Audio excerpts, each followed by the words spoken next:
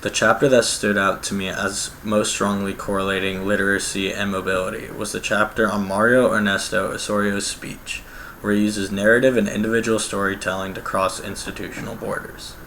In his speech, Mario identifies himself as a member of the cleaning department at Emerson College for 13 years. As described by Dr. Tamaro Marco, under typical circumstances, there is a divide between higher education institutions and labor, despite their close physical proximity on campus. By composing and delivering his speech in 2014 at the Conference on College Composition and Communication, Mario effectively transcends these typical boundaries, moving from the shadows of campus labor into the spotlight of a national academic conference. Mario uses this opportunity to share critical insights into his own experience. He challenges common narratives of immigration, describing immigration as an example of sacrificing courage because it is a huge challenge to leave behind everything you love. The statement highlights the depth of the sacrifice Mario made by immigrating to the United States. I found it especially impactful that he reflects on this sacrifice, knowing that today, because of his decision to immigrate, he is able to provide a better future for himself and his family, and to put food on his family's table. This sacrifice sets the foundation for understanding how literacy later becomes a tool that allows Mario to make his experience visible and meaningful within academic and civic spaces.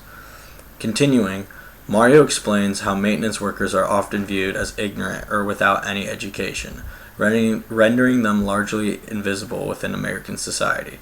However, he makes clear that this perception is deeply misleading.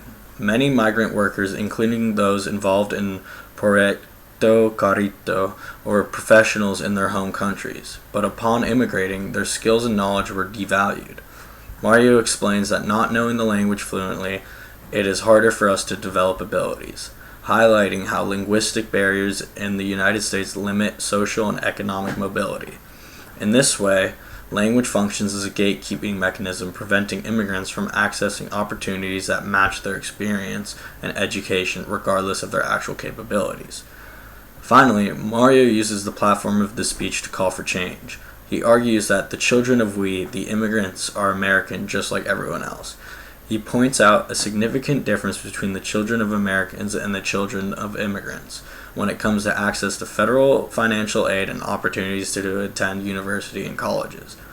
Although the speech itself is delivered in Spanish, Mario's pursuit of learning English and his cross-cultural experience functions as a communicative tool that allow him to share these concerns with broader academic and institutional audiences.